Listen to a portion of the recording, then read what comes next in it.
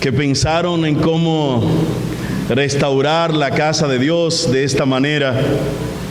Quiero felicitar a los que se esforzaron por trabajar aquí, y quiero felicitar a aquellos que depusieron de sus recursos para que esta obra pudiera ser manifiesta. Pero le doy muchas gracias a Dios, porque cada uno de ustedes que intervino ahí, los que están aquí, los que no están, sé que no son otra cosa más que instrumento del Todopoderoso Dios, quien ha querido glorificarse en este lugar a través de esta casa. Y la verdad, déjeme decirle con todo el corazón, yo me siento muy chévere en la casa donde Dios nos permite ministrar, pero aquí se siente chulo.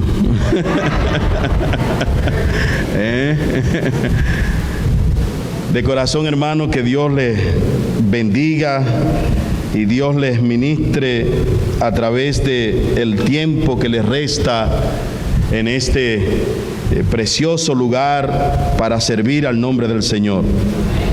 Quisiera invitarles a estar de pies y considerar un texto de la Biblia en el libro de Lucas, capítulo 18.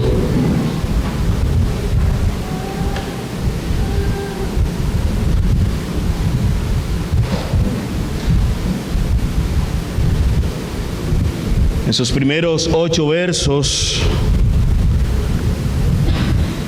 aunque es nuestro tema fundamental, el número 8, quisiéramos vislumbrar esta porción de la Biblia a la luz de algo que hemos intitulado la fe en crisis. La fe en crisis. También les refirió Jesús una parábola sobre la necesidad de orar siempre y no desmayar, diciendo: había en una ciudad un juez que ni temía a Dios ni respetaba a hombres. Había también en aquella ciudad una viuda, la cual venía a él diciendo: hazme justicia de mi adversario. Y él no quiso por algún tiempo. Pero después de esto dijo dentro de sí: ¿acaso aunque ni temo a Dios ni tengo respeto a hombre? Sin embargo, porque esta viuda me es molesta, le haré justicia, no sea que viniendo de continuo me agote la paciencia. Y dijo el Señor: oíd lo que dijo el juez injusto. ¿Y acaso Dios no hará justicia a sus escogidos que claman a Él día y noche? ¿Se tardará en responderles? Os digo que pronto les hará justicia. Pero cuando venga el Hijo del Hombre, ¿hallará fe en la tierra? Padre, en el nombre de Jesús, clamamos a ti en este momento porque necesitamos que tú te hagas presente mientras exponemos tu palabra. Te rogamos, Señor, que tú traigas a mi mente y a través de mis labios este pueblo escuche solo lo que tú quieres decir. En lo personal te vuelvo a pedir lo que te pedía en la intimidad. Cuando yo descienda de este púlpito, Señor, hazme saber que lo que prediqué fue de parte tuya. Te lo ruego, Señor, en el nombre de Jesús. Amén. Pueden sentarse.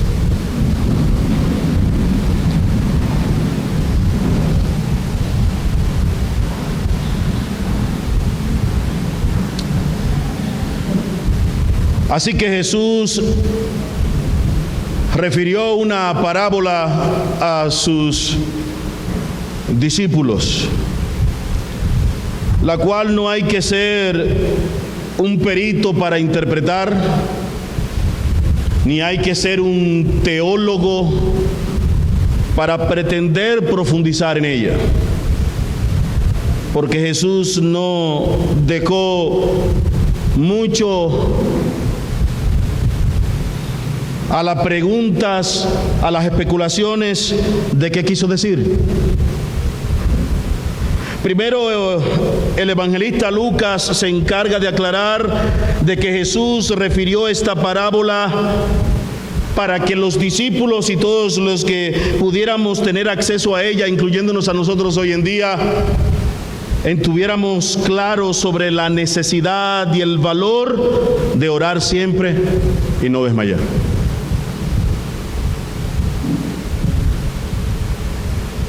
Así que todo lo que Jesús está diciendo en esta parábola es una gran metáfora en la cual Jesús está tratando de colocar a una mujer el extremo de aquel ser viviente en aquel momento y en aquella época que pudiera tener menos capacidad de poder recibir la justicia de un juez X porque no tendría con qué sobornarlo.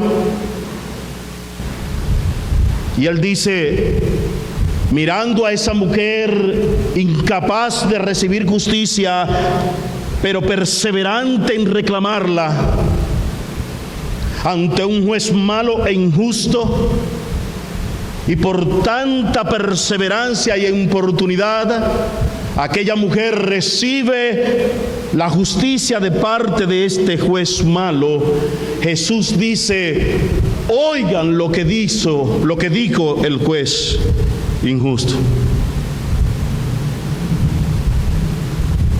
Y entonces hace una pregunta que nos llama a reflexión. Lo hizo a los discípulos reflexionar y nos hace reflexionar a nosotros. ¿Y acaso Dios no hará justicia a sus escogidos que claman a Él día y noche?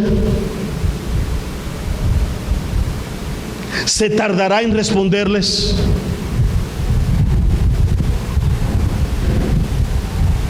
Y Él mismo se encarga de respondernos. Os digo que pronto les hará justicia. Pero nos carga en el corazón, creo que es la carga que se mueve en el corazón de todo pastor, de todo líder, es el ver a Jesús preocupado al momento de compartir y explicar esta parábola, cuando Él dice, pero cuando venga el Hijo del Hombre, ¿hallará fe en la tierra? Y es evidente que Jesús tiene una preocupación por una crisis que adolece la fe en el tiempo de Jesús, pero que se acrecienta en los tiempos según va avanzando la era. Evidentemente hay en Cristo una preocupación que va mirando la decadencia que promueve la fe, que es abandonada, que es renegada, la que es desplazada en la vida de los pueblos para ir tras las cosas que se ven, las cuales son temporales, engañosas, cosas cuyo fin es la muerte, y la gente no va en busca de la vida abundante y eterna que ofrece la fe en Cristo Jesús.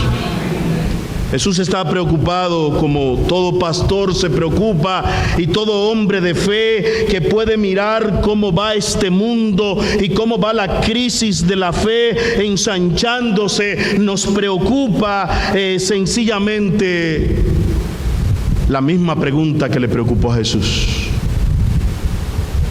Y cuando el Hijo del Hombre venga,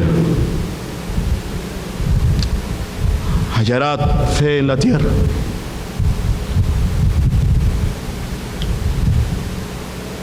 Y uno se pregunta, ¿de qué fe está hablando Jesús? Sí, porque hay tantas variedades de fe, hay tantas formas de la gente decir que tiene fe. Sin embargo, yo quiero resaltar dentro de esa multiplicidad de maneras de la gente llamar y decir que tiene fe, por lo menos destacar que Jesús no está hablando de esa fe intelectual que muchos poseen. Porque hay una fe intelectual, una fe que solo está aquí, pero que no baja aquí. Es esa fe que abrazó aquel joven rico cuando, acercándose a Jesús, le dijo en un momento dado: Maestro, bueno, ¿qué debo hacer para ser salvo? Y cuando Jesús le dio sus demandas, él dijo: todas esas cosas yo las he practicado. Pero cuando Jesús le dijo: vende todo y dalo a los pobres y ven y sígueme, entonces el texto dice que este se fue entristecido porque tenía muchas posesiones. Hay gente que solo tiene una fe intelectual, conoce mucho acerca de Dios, pero no conoce a Dios. Es cierto, hay una fe intelectual, pero también hay una fe temporal.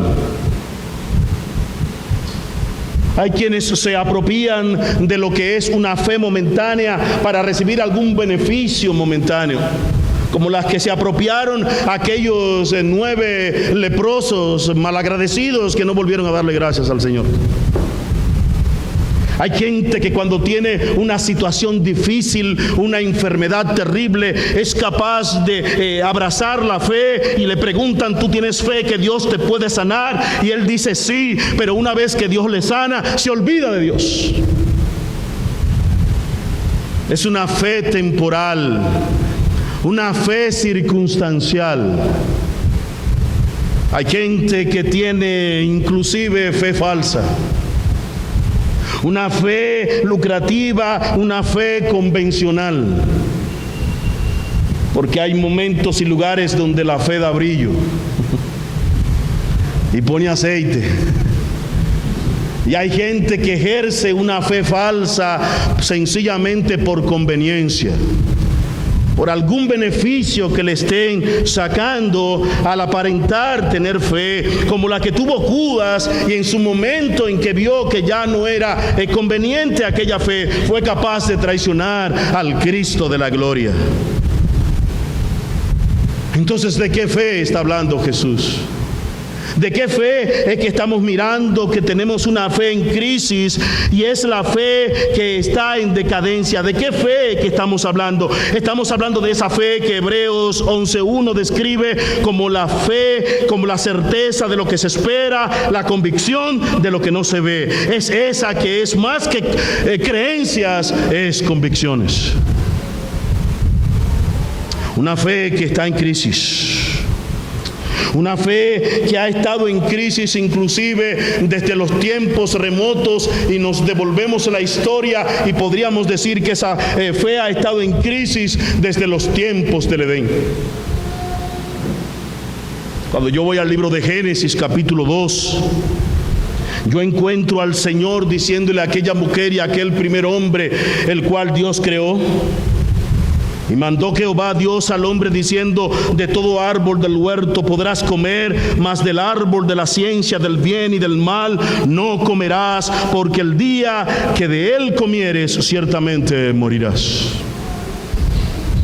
Dios ha dicho: pueden comer de todos los árboles menos de uno.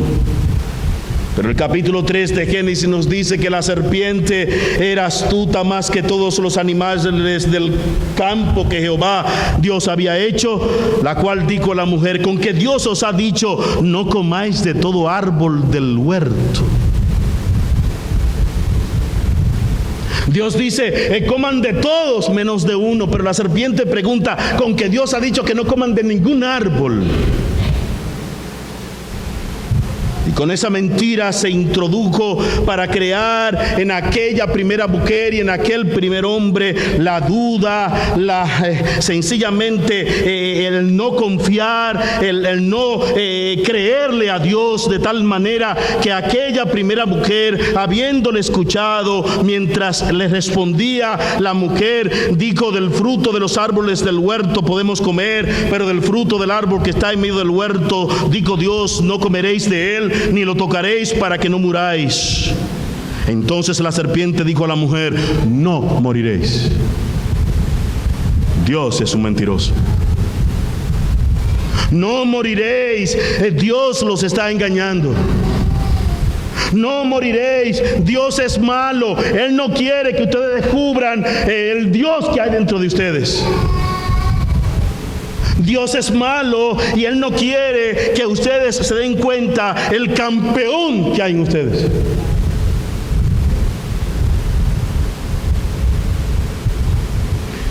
Y desde entonces conoce todo el mundo, creo, el resto de la historia hasta nuestra época. Ese maligno enemigo de Dios, Satanás, ha mantenido insistentemente la incitación, la tentación de provocar a la cosa más hermosa de la creación de Dios. El ser humano ha querido afear la obra de Dios, haciendo que los que confiamos en Dios, los que ejercemos fe en Dios, dudemos de Él. Ha querido que el hombre no confíe en Dios, que crea que Dios es malo. Pero déjeme decirle que el que alcanza a tener la fe verdadera, una de las cosas extraordinarias que ocurre cuando la fe verdadera te atrapa, es que la verdadera fe confía en la justicia, el amor, la bondad y la fidelidad de Dios.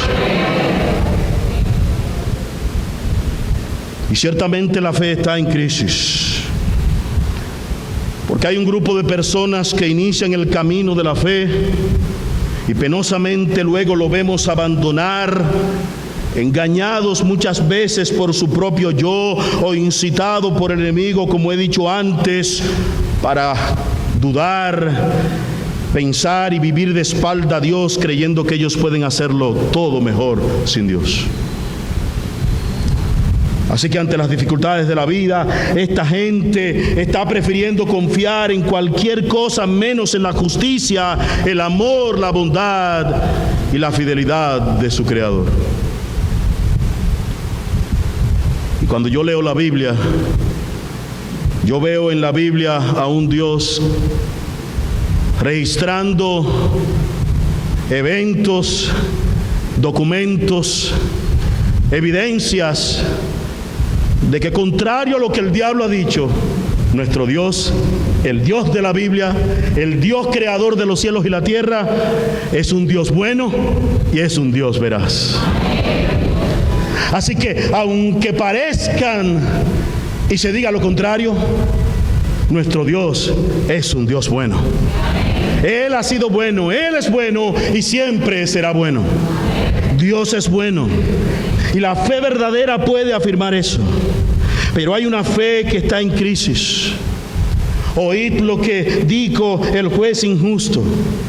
¿Y acaso Dios no hará justicia a sus escogidos? ¿Acaso Dios, el juez justo? ¿Acaso Dios, el Dios bueno? ¿Acaso Dios, el Dios perfecto en misericordia y bondad, no hará justicia a sus hijos, a sus escogidos que claman a Él día y noche? ¿Se tardará en responderles? Y Jesús dice, yo digo, y yo me uno con Jesús por mi experiencia personal. Y te puedo decir que lo que Jesús dice es verdad. Y usted dirá, ¿y quién eres tú para ponerte al lado de Jesús? Uno que ha confirmado que cuando clamamos a Dios, Dios nos responde y Dios nos oye en nuestras oraciones. Seguro que Él va a responder. Seguro que al pueblo que clama a Él, Dios le responderá. Eso es cierto. Pero cuando Jesús está preocupado por esa fe que parece que no hallará en el tiempo de su segunda venida, pienso que está pensando en la fe al estilo de Noé. Un hombre que se atrevió a construir un barco gigantesco ante la posible llegada de un diluvio, en un contexto donde ni siquiera había caído gotas de lluvias. Y este hombre fue capaz de construir ese barco creyéndole a Dios, porque la fe verdadera le cree a Dios. La fe verdadera no es creer en Dios, la fe verdadera es creerle a Dios. Y construyó ese barco del cual él, ejerciendo la fe en su Dios, en el momento en que realmente llegó el diluvio, solo los que ejercieron esa fe, entiéndase su familia y él, fueron salvos de la terrible destrucción que se produjo como resultado de ese gran diluvio. Hace falta entonces hombres y mujeres que estemos exhibiendo esa fe de Noé, pero también la fe exhibida por Abraham. Un hombre que ante el pedido de Dios de que le ofreciera en sacrificio a su único hijo que le había dado por promesa, este hombre no titubeó y creyéndole a Dios fue capaz de decir, y así nos los hace afirmar Hebreos, que el Dios de los cielos era poderoso para hacer que el muerto de su hijo fuera resucitado entre los muertos y volviera a vivir, porque eso es lo que hace la fe, creer que para Dios nada es imposible. El Dios que quita la vida es el mismo Dios que la puede volver a dar. Él es el todopoderoso Dios. Así que él fue el que fue capaz de decirle a su hijo: tranquilo, Jehová Jireh, Jehová proveerá. Y vivimos en un tiempo de crisis de fe, donde la gente, cuando le falta el mes de la casa, cuando le falta el empleo, cuando le faltan los recursos para comprar la medicina, parece volverse loco, olvidándose que el Dios de los cielos es Jehová proveedor y Él proveerá. Hace falta ver la fe exhibida en hombres como Job. Un hombre que al adorar a Dios lo hizo con tal convicción, a pesar de que él no podía entender, no podía comprender cómo él, teniendo esa relación con su Dios, cómo caminando así con su Dios, cómo teniendo temor de Dios, este Dios permitiera que su familia fuera arruinada de esa manera, cómo él permitió que sencillamente su finanza fuera arruinada, cómo él permitió que su salud fuera arruinada, cómo él permitió que eso ocurriera de manera abrupta y súbita, cómo Dios permitió eso en Job, el que exhibió una fe verdadera. No hubo preguntas para Dios, solo hubo una declaración de fe, y él dijo: Jehová, aquel que me hizo entrar desnudo al vientre de mi madre y salir así de igual de él, desnudo volveré allá. Jehová dio, Jehová quitó, sea el nombre de Jehová bendito.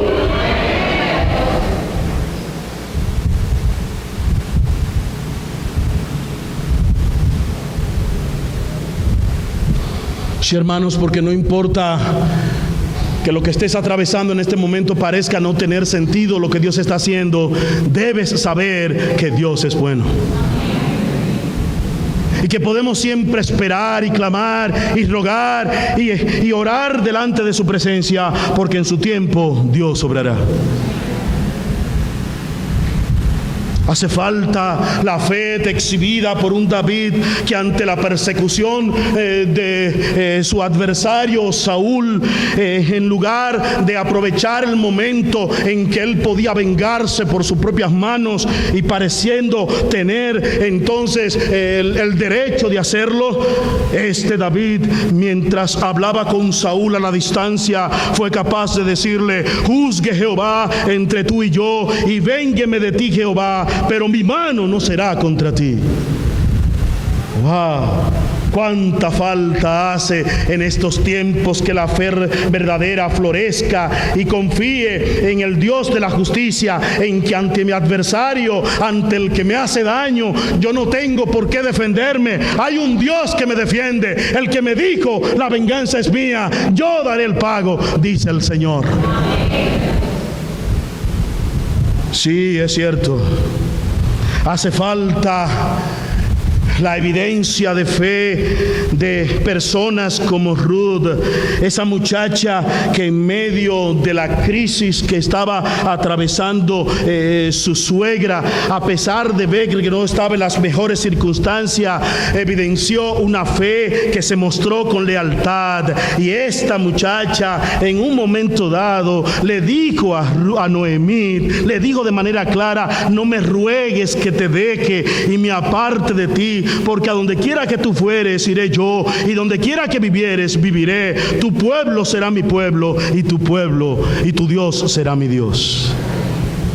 Y a alguno le pasará por la mente en este momento: pero ¿de qué Dios está ya hablando? Por si esa duda tuviera, entonces también resaltamos cuando ella dice: donde tú murieres, moriré yo, y allí seré sepultada. Si así me haga Jehová. ¿Así me haga quién? Jehová. Y aún me añada que solo la muerte hará separación entre nosotras dos. Es evidente que Ruth había abrazado la fe del Dios de Noemí, que definitivamente era Jehová de los ejércitos. Y quienes confían en Dios de manera verdadera, en los que ejercen una fe verdadera, una fe viva, una fe genuina, son aquellos que ciertamente, como el apóstol Pablo, en un momento dado en que pudieran estar encarcelados como él estaba aquí en este momento, escribiéndole a los hermanos de Filipos y viendo cómo estaba creciendo la envidia y el divisionismo, en ese momento él le dice: algunos a la verdad predican a Cristo por envidia y contienda, pero otros de buena voluntad. Los unos anuncian a Cristo por contención, no sinceramente, pensando añadir aflicción a mis prisiones, pero los otros por amor, sabiendo que estoy puesto para la defensa del evangelio. ¿Qué pues? Que no obstante, de todas maneras, o por pretexto o por verdad, Cristo es anunciado, y en esto me gozo y me gozaré aún, dice Pablo, porque sé que por vuestra oración y la suministración del Espíritu de Jesucristo, esto resultará en mi liberación, conforme a mi anhelo y esperanza de que en nada seré avergonzado, antes bien con toda confianza, como siempre, ahora también será magnificado Cristo en mi cuerpo, o por vida o por muerte, porque para mí el vivir es Cristo. Ayúdeme usted, porque para mí vivir es Cristo y el morir es ganancia. Cuántas convicciones, cuánta verdad que brota de un corazón que confía plenamente en su Dios. Pero es penoso ver y reconocer que hay tanta gente confiando en su propia justicia. Tanta gente que duda del juez justo. Hay tanta gente refugiándose en falsos amores eróticos, sensuales inclusive, ignorando el único y verdadero amor, el amor de Dios. Sí, aquel que la Biblia evidencia diciendo que cualquiera puede morir por uno que sea bueno. De hecho, nadie lo hace, pero pudiera suceder que alguien muera por uno que sea bueno, o porque sea su amigo, o su familiar, o su hermano. Mas Dios muestra su amor para con nosotros, en que siendo aún pecadores, Cristo murió por nosotros. La muerte de Cristo es una evidencia sustancial de cuánto ama Dios a los seres humanos, cuánto te ama a ti, cuánto me ama a mí. Así que mucha gente penosamente está uniéndose al camino de la maldad. Se está alejando de Dios y está inclusive haciendo declaraciones como esta: en esta vida hay que ser malo. Y repito, aunque parece que lo que Dios está haciendo en tu vida en este momento no tiene sentido, Él es bueno. Hay tanta gente abandonando la fe porque ha dudado y se ha desesperado en el esperar, pero Dios es fiel y siempre ha cumplido y cumplirá sus promesas. Y ante esa fe que está en crisis, esa fe que desciende, esa fe que degenera, esa fe que cada vez más es una que está sencillamente cayendo en el abismo, ante esa fe en crisis, Cristo está preocupado y ha pasado su preocupación a los hombres que aman a Dios. Yo estoy preocupado. Creo que en esta iglesia hay gente que está preocupada por la crisis de fe que hay, por la tanta gente que está abandonando la fe para irse tras las golosinas que el mundo les ofrece. Y la preocupación es con dolor, la preocupación es con pena. Ver familiares, amigos, vecinos, compañeros de trabajos, diferentes tipos de gente que a veces comienzan la fe y luego la abandonan. Pero hay una segunda cosa que yo puedo resaltar de ese texto, y es que la verdadera fe, es cierto, confía en la justicia, el amor, la bondad y la fidelidad de Dios, tal como el Señor lo ha señalado. Pero también la verdadera fe confía en el regreso de Cristo. Jesús dijo: os digo, pronto les hará justicia, pero cuando venga el Hijo del Hombre, hallará fe en la tierra. Acerca del cuándo, del cómo, de con quiénes vendrá Jesús, los estudiosos, los que están metidos en escudriñar las Escrituras, y me van a permitir decirlo esto con palabras llanas y que se me entienda, y muchos le están buscando la quinta pata al gato. Perdóneme, don Carlos José.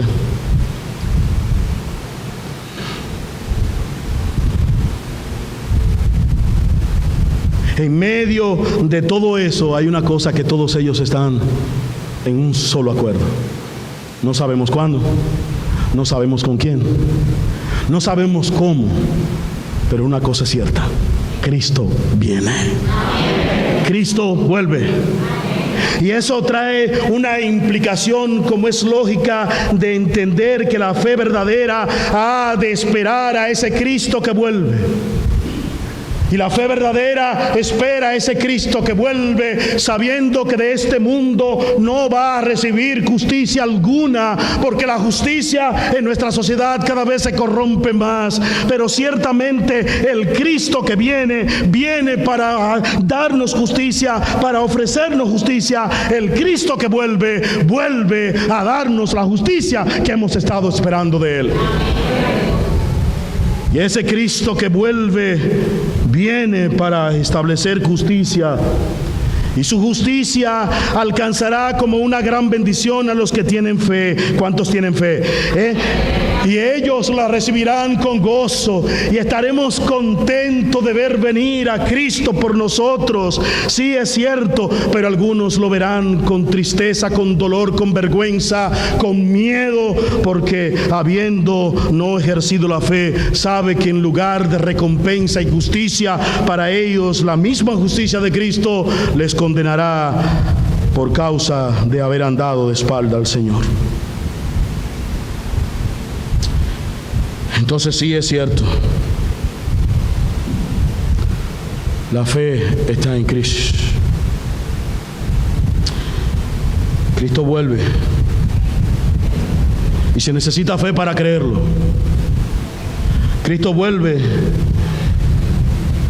y la fe es la que nos hace estar preparados para recibirlos, tal como lo declaró ese hombre de fe en el ejercicio de su fe. Escribió diciendo: el Señor no retarda su promesa, según algunos la tienen por tardanza. Estoy hablando del apóstol Pedro. Sino que es paciente para con nosotros, no queriendo que ninguno perezca, sino que todos procedan al arrepentimiento. Pero el día del Señor vendrá como ladrón en la noche, en el cual los cielos pasarán con gran estruendo, y los elementos ardiendo serán deshechos, y la tierra y las obras que en ella hay serán quemadas. Puesto que todas estas cosas han de ser deshechas, ¿cómo no debéis vosotros andar en santa y piadosa manera de vivir, esperando y apresurándoos para la venida del día de Dios, en el cual los cielos encendiéndose serán deshechos, y los elementos siendo quemados se fundirán? Pero nosotros, hermanos,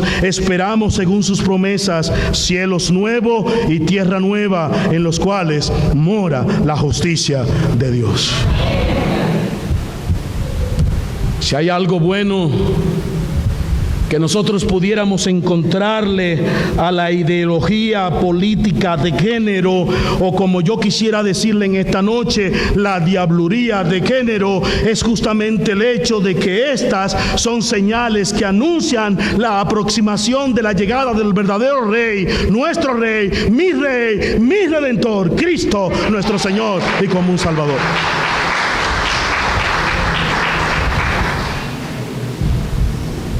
La fe verdadera confía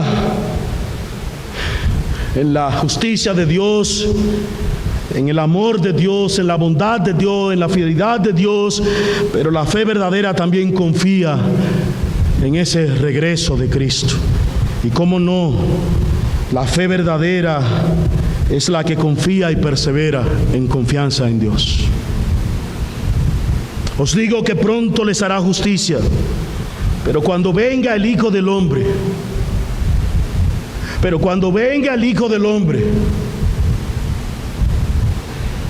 habrá una fe perseverante. Habrá una fe que se mantiene a pesar de las vicisitudes de la vida.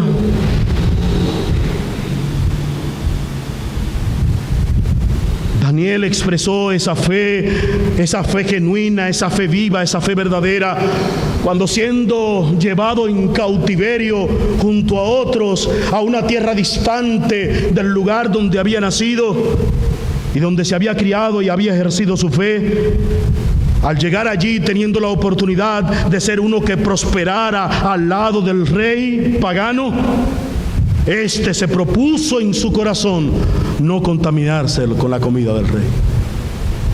Y la historia de Daniel está ahí en la Biblia para restregarnos y recordarnos y animarnos que no importa cuántos faraones, reyes se levanten, si Dios está con nosotros, ¿quién contra nosotros? Pero es penoso ver, ha sido mi experiencia, no sé la de los pastores de esta congregación. En mi caso, por estar en una zona costera, yo sé que estoy en un lugar donde la gente entra y sale en mi iglesia.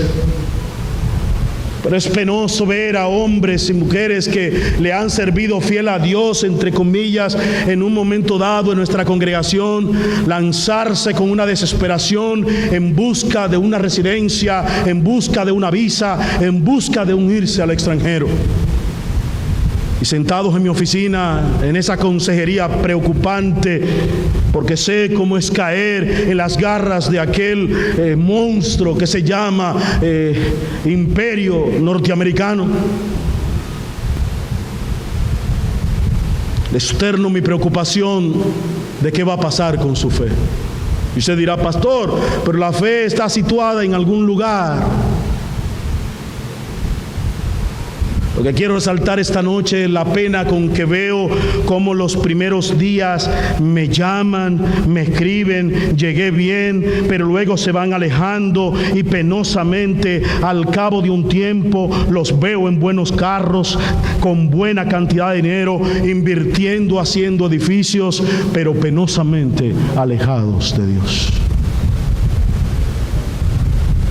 Y déjenme decirle algo que pudiera ser un secreto, pero que no tengo temor de compartirlo con ustedes esta noche. El que le está predicando hoy aquí a ustedes es un fanático de Dios. Soy tan fanático que no quiero que a nadie le vaya bien si no es porque Dios le permite andar bien. Soy tan fanático que me molesta si Joel se aparta de Dios y comienza a tener mucho dinero. A mí me molesta el dinero de Joel porque lo está teniendo sin Dios. Con todo mi corazón les digo, yo soy de los que cree firmemente que toda buena dádiva viene del don del Dios de los cielos. Y si hay algo bueno que podemos recibir, es de Dios. Así que no soy un padre feliz si mis hijos llegan a ser profesionales y alcanzar éxitos sociales y tener fama y alcanzar dinero si no caminan con Dios. Los prefiero pobres, los prefiero lambiéndose los dedos, pero clamando a Dios y orando día y noche para que Dios le dé lo que necesitan, porque el Dios nuestro nos da lo que necesitan. Lo prefiero ver así, pero con fe, con la fe genuina en el Dios que viene y viene por su pueblo. Llámeme envidioso como usted quiera, pero no es verdad que yo me gozo de aquel que alcanza éxitos terrenales sin Dios. Lo veo con pena y con dolor, con tristeza, porque al final y al cabo no importa cuánto logre aquí, su alma se perderá.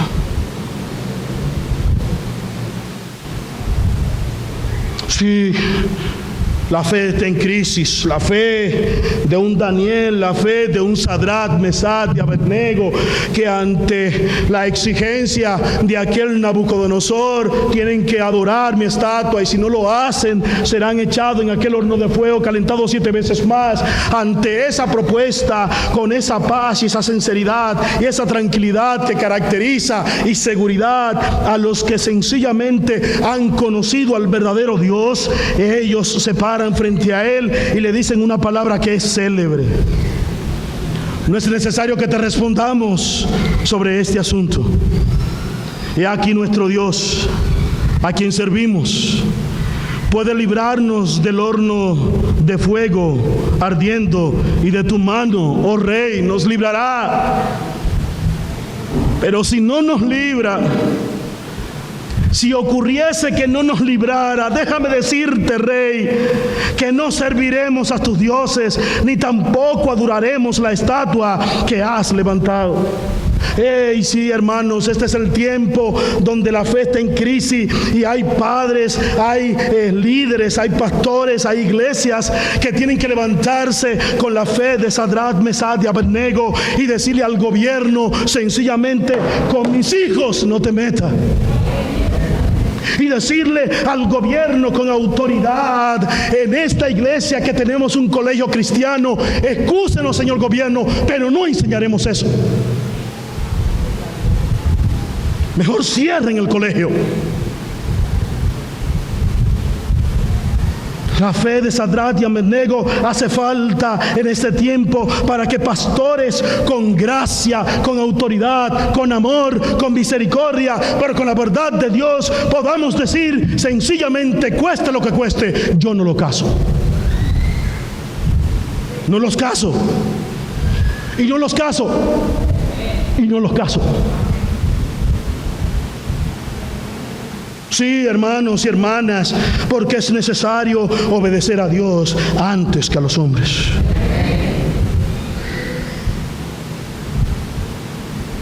La verdadera fe confía y persevera en la confianza en su Dios, no importa la circunstancia, no importa lo que ocurra a su alrededor. El apóstol Pablo lo dijo con palabras tan hermosas, cuando con una serie de preguntas dijo: ¿qué pues diremos a esto? Si Dios es por nosotros, ayúdeme usted, ¿quién contra nosotros? Él preguntó: ¿cómo no nos dará también con Él todas las cosas? ¿Cómo no nos dará con Él también todas las cosas? ¿Quién es el que condenará? ¿Quién acusará a los escogidos de Dios? ¿Quién nos separará del amor de Cristo? ¿Tribulación o angustia o persecución o hambre o desnudez o peligro o espada? Y escucha una declaración de una fe genuina, de una fe verdadera, de una fe viva. Antes, en todas estas cosas somos más que vencedores. Levántese quien se levante. Por lo cual estoy seguro de que ni la muerte, ni la vida, ni ángeles, ni principados, ni potestades, ni lo presente, ni lo porvenir, ni lo alto, ni lo profundo, ni ninguna otra cosa creada nos podrá separar del amor de Dios que es en Cristo Jesús, Señor nuestro. ¿Cuánto están adheridos al amor de Dios?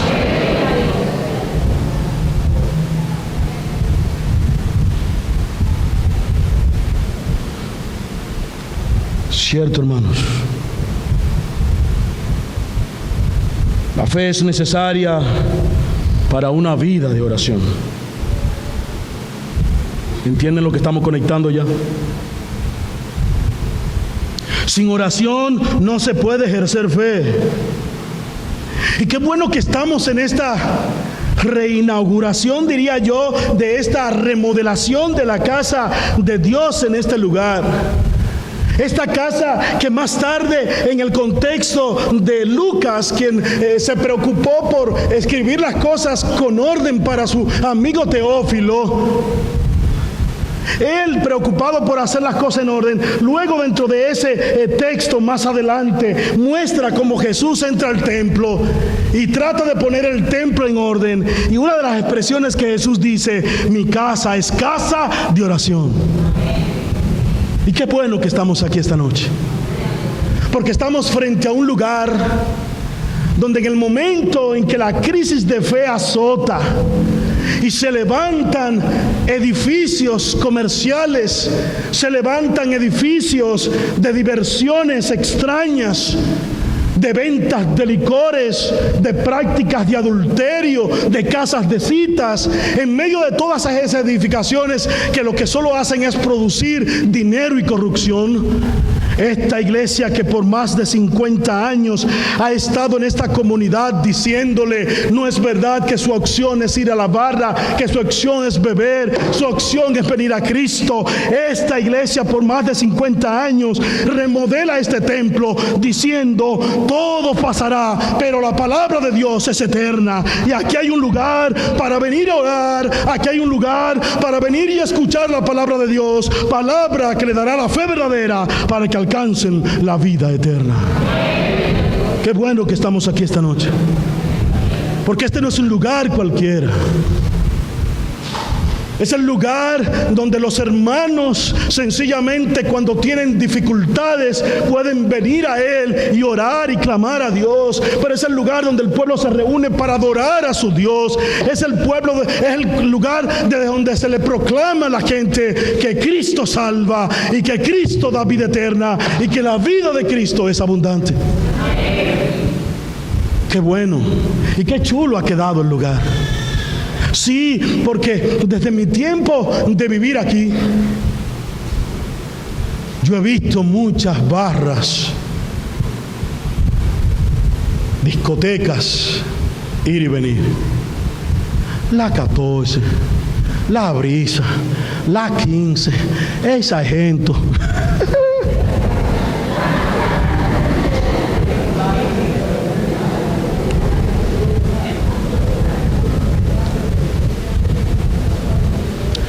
Por hace muchos años, en una crisis de fe, yo salí enojado de mi iglesia y vine a parar aquí. No porque nadie me invitó, sino porque yo llegué. Y desde entonces estoy aquí, que allí en mi casa y aquí también. Sáquenme. Y en ese rincón ahí atrás, que no sé quién fue el atrevido que lo quitó de ahí, habían tiempos de oración. Ahí yo descubrí la manera sencilla de Wilson en su joven edad, hace muchos años. Ya Wilson hasta pelo le falta. Oraba con una sencillez a Dios que me conmovía. Así que esto no tiene 3 días como un lugar para los que andan en turbulencia, venir y refugiarse y hablar con su Dios. Y mientras las demás van y vienen, esta iglesia invierte, remodela la casa de Dios. No porque pretende que con lo que metió se va a sacar algo. No es una inversión donde va a comprar a 5 y va a vender a 10 y va a salir ganando. Es la inversión de hombres y mujeres que dicen: la casa de Dios hay que remodelarla, porque aunque se levanten barras y temas de corrupción, aunque se levante el mal, nuestra iglesia sigue proclamando y diciéndole a todo montellano que aquí hay albergue, aquí se proclama Cristo, en Cristo hay salvación. Y aquí oramos. Y aquí clamamos día y noche a un Dios que escucha, que responde y que hará justicia.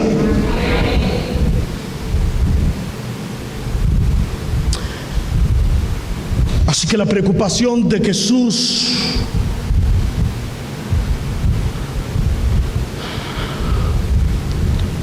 cuando venga el Hijo del Hombre hallará fe en esta tierra. El escritor de Hebreos nos concluye diciendo: así que, hermanos, teniendo libertad para entrar en el lugar santísimo por la sangre de Jesucristo, por el camino nuevo y vivo que Él nos abrió a través del velo, esto es, de su carne, y teniendo un gran sacerdote sobre la casa de Dios, acerquémonos con corazón sincero, en plena certidumbre de fe, purificados los corazones de mala conciencia y lavados los cuerpos con agua pura. Mantengamos firmes, sin fluctuar, la profesión de nuestra esperanza, porque fiel es el que prometió. Y considerémonos unos a otros para estimularnos al amor y a las buenas obras, no dejando de congregarnos como algunos tienen por costumbre, sino exhortándonos, y tanto más cuanto veis que aquel día se acerca. Porque si pecáremos voluntariamente después de haber recibido el conocimiento de la verdad, ya no queda más sacrificio por los pecados, sino una horrenda expectación de juicio y de hervor de fuego que ha de devorar a los adversarios. El que viola la ley de Moisés por el testimonio de 2 o 3 testigos muere irremisiblemente. ¿Cuánto mayor castigo pensáis que merecerá el que pisoteare al Hijo de Dios y tuviere por inmunda la sangre del pacto en la cual fue santificado e hiciere afrenta al Espíritu de gracia? Pues conocemos al que dijo: mía es la venganza, yo daré el pago, dice el Señor. Y otra vez el Señor juzgará a su pueblo. Horrenda cosa es caer en manos de Dios vivo. Pero traed a la memoria los días pasados, en los cuales, después de haber sido iluminados, sostuvisteis gran combate de padecimientos. Por una parte, ciertamente con vituperios y tribulaciones fuisteis hechos espectáculo, y por otra llegasteis a ser compañeros de los que estaban en una situación semejante. Porque de los presos también os compadecisteis, y el despojo de vuestros bienes sufristeis con gozo, sabiendo que tenéis en vosotros una mejor y perdurable herencia en los cielos. No perdáis pues vuestra confianza. Yo sé que esto no es muy saludable, parece imitación, en algunos grupos lo hacen, pero para mí es tan importante que eso quede en la mente de la gente, que yo quisiera que tú le digas al que está a tu lado: no pierda tu confianza en Dios. Díselo, por favor: no pierda tu confianza en Dios. No perdáis pues vuestra confianza, que tiene grande galardón, porque es necesaria la paciencia, para que, habiendo hecho la voluntad de Dios, obtengáis la promesa. Porque aún un poquito, y el que ha de venir vendrá. ¿Cuántos lo creen? Y no tardará. Mas el justo por fe vivirá. Y no retrocederemos, porque sencillamente, dice el Señor, si retrocediere no agradará mi alma. Pero nosotros no somos de los que retroceden para perdición, sino de los que tienen fe y arreglan la iglesia, porque todavía hay mucho más que predicar. Y siguen diciendo que aunque todas las barras fracasen, esta iglesia es de Cristo, y ella irá de gloria en gloria y de victoria en victoria. La verdadera fe confía en la justicia, el amor, la bondad y la fidelidad de Dios. La verdadera fe confía en el regreso de Cristo. La verdadera fe confía y persevera en su confianza en Cristo, el Dios de la Biblia. Oro que tu fe no esté en crisis. Pero si ella estuviera en crisis, he orado para que esta palabra del Señor afecte tu corazón de tal manera que comiences a acercarte a Él en oración, y a través de la oración tu fe sea restaurada, porque en oración y comunión el Señor hará que la fe que está muriendo vuelva a vivir. Oro que quien nunca ha tenido la fe verdadera hoy la reciba, a sabiendas de que no es cierto que tú no tienes más opciones. Es cierto, hay una opción, la de aquel que dijo: no se turbe vuestro corazón, creéis en Dios, creed también en mí. En la casa de mi Padre muchas moradas hay. Si así no fuera, yo os lo hubiera dicho. Mas voy a preparar lugar para vosotros, para que donde yo esté, vosotros también estéis. Y sencillamente dice: y si me fuere y volviere. Wow, Cristo vuelve. ¿Y cuántos estamos esperándole? Oro que cuando el Hijo del Hombre venga, encuentre una fe genuina en nosotros, de la cual se nos tenga por digno en los cielos de poder escuchar aquellas palabras que añoro oír. Bien, buen siervo y fiel, sobre poco has sido fiel, sobre mucho te pondré. Entra en el gozo del Señor. Que podamos ser tenidos por digno de escuchar las voces del Señor diciendo: venid benditos de mi Padre, a heredad del reino preparado para vosotros desde la fundación del mundo. Que cuando Cristo venga, y si viniera esta noche, usted se autoexamine en su corazón y pueda ser de los que concluya diciendo: si estás buscando fe, Señor, aquí en la tierra, mira la mía. Creo en ti. Mi fe me hace depender de ti. Señor, no sé dónde hay agua para yo beber, no sé dónde hay alimento para comer, no sé cuidarme, no sé guiarme. Necesito de ti, mi buen pastor. Dame el alimento, dame el agua, dame tu guianza, dame tu protección. Sin ti yo no puedo.